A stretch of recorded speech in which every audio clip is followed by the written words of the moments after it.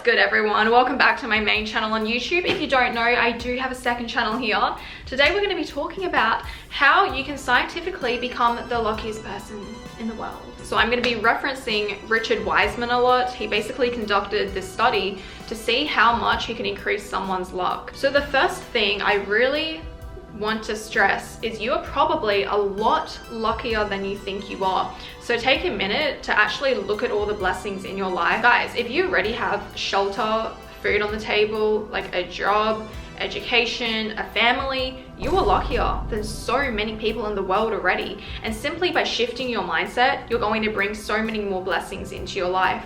So have gratitude for what you already have, okay? And don't forget that you create your own luck. In Richard Wiseman's study, actually, he found that by the end of this luck experiment, people had increased their luck by over 80%. And the ways in which this was achieved was, number one, through making your own luck and maximizing your opportunities. But in order to actually maximize opportunity, you first need to notice when there is an opportunity around. I think a lot of us were wired to see red flags or obstacles versus opportunities. It's like if something goes wrong, a lucky person actually will see how that thing going wrong is aiding them and is beneficial to them in the long run, while someone who's unlucky will see that as something that's completely derailing their life. And yes, mindset is a huge component.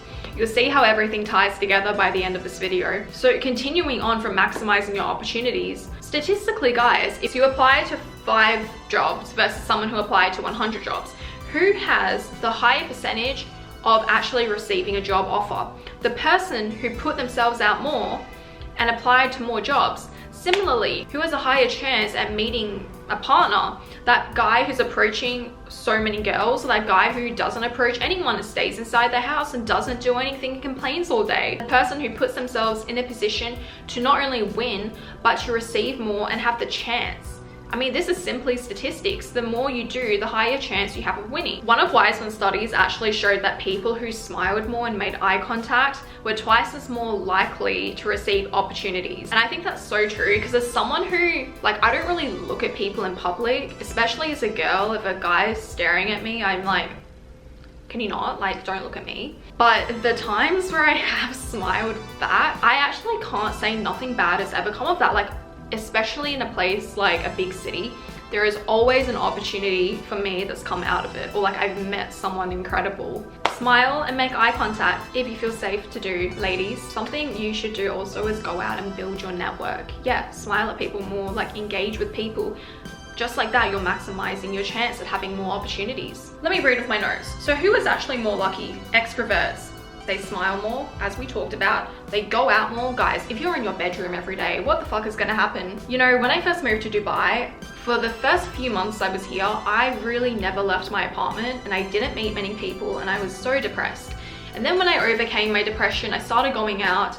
Not only did I meet incredible people who brought me not only opportunities, but great friendship and joy, but more and more things just started to come together in my life simply through meeting these people and going out and putting myself out there. Who is more lucky? True, people who are less neurotic. People who are less neurotic, tense, anxious people are less likely to notice and take advantage of opportunities, because you're too wired to protecting yourself and to seeing red flags and to seeing obstacles. I think people who also fail a lot, they're just worried of hurting their ego even more.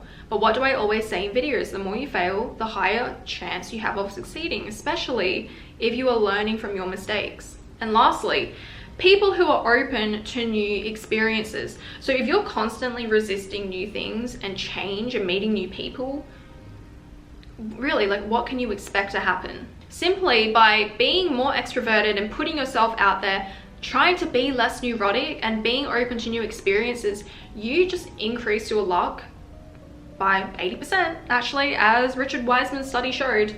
Another way to increase your luck, guys, is by following your birth chart. I talk about this a lot. I get one reading every single year, and it kind of just outlines how the year will go. Of course, things can change and it is in your control, but it's good to have like a little bit of a blueprint and work alongside that. So I really love to use Keen. Thank you, Keen, for sponsoring this video. Keen connects you with talented psychics, tarot readers, and astrologers who can give you great insight into whatever you need, not just limited to birth chart readings. You can find out, is your ex coming back? Is your boyfriend cheating on you?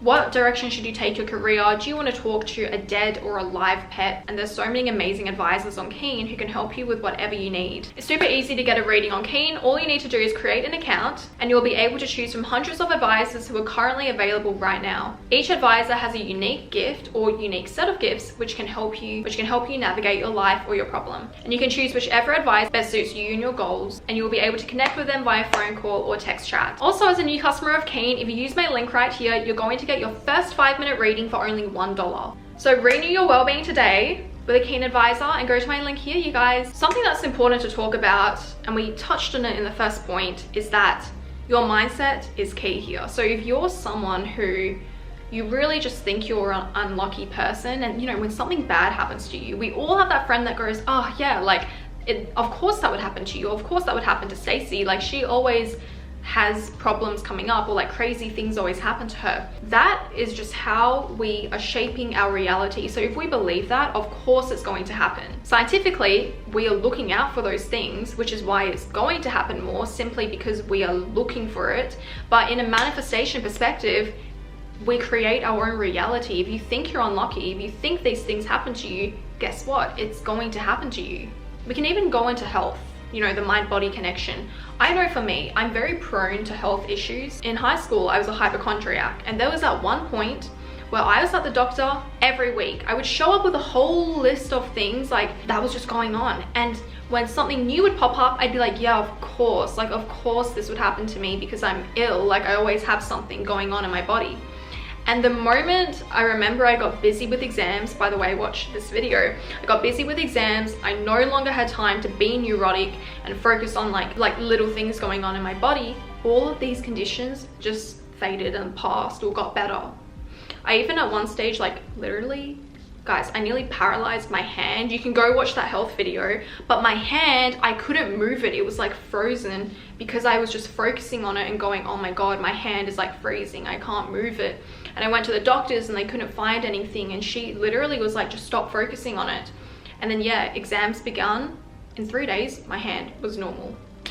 Like so random. And I have so many little stories like that. You are what you think about. At the beginning of the year, I had this mantra that I'd always repeat to myself: I'm so lucky, nothing goes wrong, and if it objectively does go wrong, actually we shouldn't say objective, subjectively. If it subjectively goes wrong, it's actually working out for you. The universe is always working in your highest favor, or God. It's always working out the way it's meant to be. Perhaps you didn't get that job opportunity because something better is coming. Perhaps it didn't work out with that guy or girl because God wanted you to learn lessons and someone better is coming for you. You can't lose, okay? And if you have that perspective and mentality, you're always going to win. There's something called the self-fulfilling prophecy as well in psychology, and it's basically whatever we think like we are going to become. If Stacey says, hey you're a bitch, I think you're a bitch, I expected you to always act like this because you are a bitch, you're going to start behaving this way. I actually talked about this in my 40 things I've learned video. The first point I said was, don't let people label you, because you will engage in a self-fulfilling prophecy whether you know it or not, and you actually may become those qualities. And I know I did. For me, I just like to believe I'm lucky and things just work out the way they're meant to. And I engage in this self-fulfilling prophecy. And I don't let people say to me, oh, like, of course that bad thing would happen to you. I'm like, no, this is one off. Hater, this is one off. Don't try to ruin my mindset. On average, lucky people thought that there was a 90% chance of having a great time on the next holiday and an 84% chance of achieving at least one of their lifetime ambitions, versus the people who don't expect good fortune and don't expect good things to happen. Guess what? It tends to not go their way. And that can go into the final point. People who are lucky, they turn unluck into luck. So we just talked about earlier how our mindset is everything and our perception is everything, right? Because of number 1, manifestation, and 2, self-fulfilling prophecy. So if something happens, like I said, you lost your job, you lost that girl or guy, how can we turn this into good luck? You see the positive side, something better is coming. You have the mentality that anything that's bad in the moment is good for you in the long run. Don't forget that we can't also expect everything to just be perfect and smooth sailing. I like to believe that the universal God has a larger plan for all of us, and if we just surrender that and do the best we can, not much can go wrong. Third, lucky people don't dwell on their ill fortune. I think people with a bad mindset and also unlucky, if something like doesn't go their way, they're very quick to just give it up and like actually give up everything in life and go down the easy route. Therefore, they never end up achieving anything in their life, and they're just engaging in this repeat cycle of misfortune, or what seemingly looks like misfortune, but really they are just subjecting themselves to their own experience of misfortune. Do you get what I mean? Next, lucky people, they prevent, to the best of their ability, bad luck happening to them, which means they actually learn from their mistakes. I've seen it so many times where people, for example, they get into bad relationship after bad relationship, and they're like, I'm just so unlucky with men or women. And it's like, bro, like, you're dating the exact same person every time. You're not learning from each of these experiences.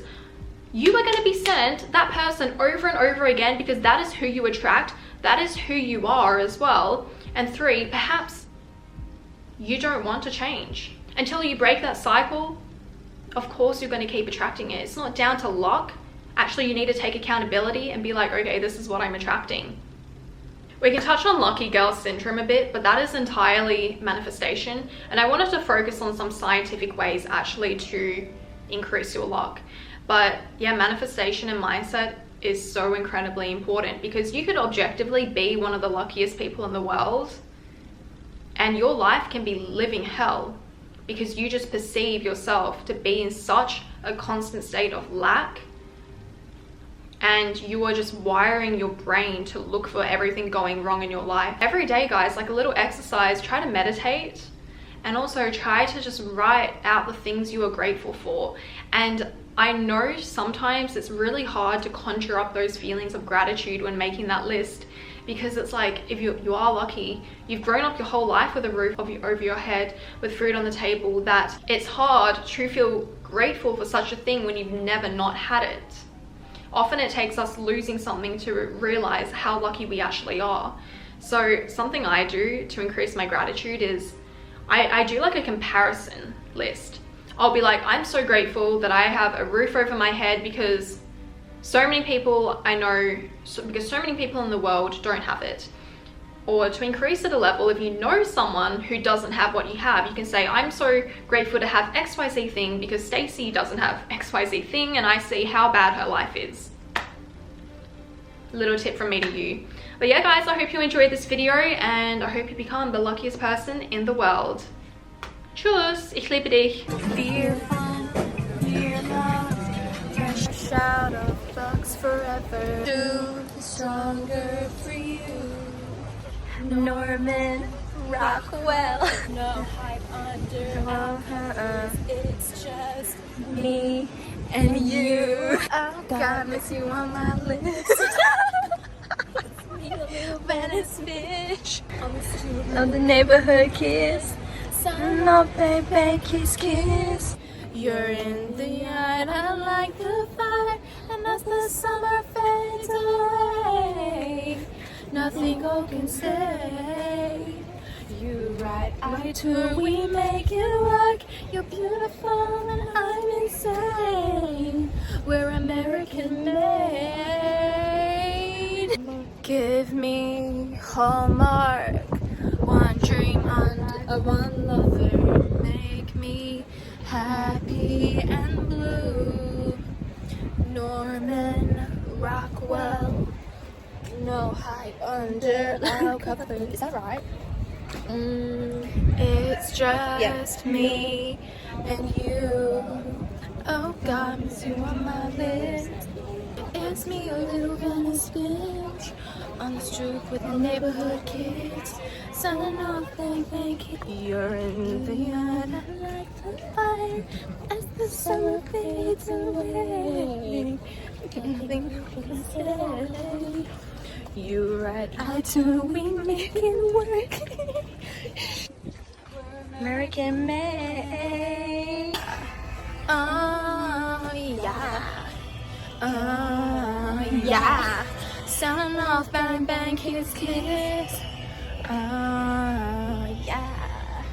Oh yeah. Oh yeah. Sounding off, bang bang, kiss kiss. Oh God, miss you on my lips. It's me, a little Venice bitch. On the stoop with the neighborhood kids. Signing off, bang, bang, kiss, kiss. Yeah. Yeah. Yeah. Signing off, bang, bang, kiss, kiss. Yeah.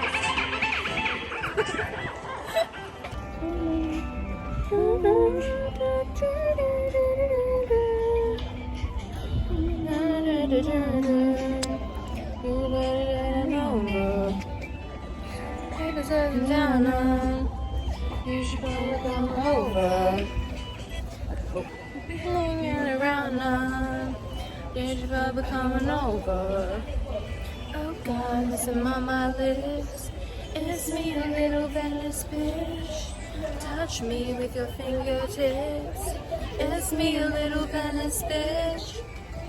Back in the garden, we're getting high now because we're older.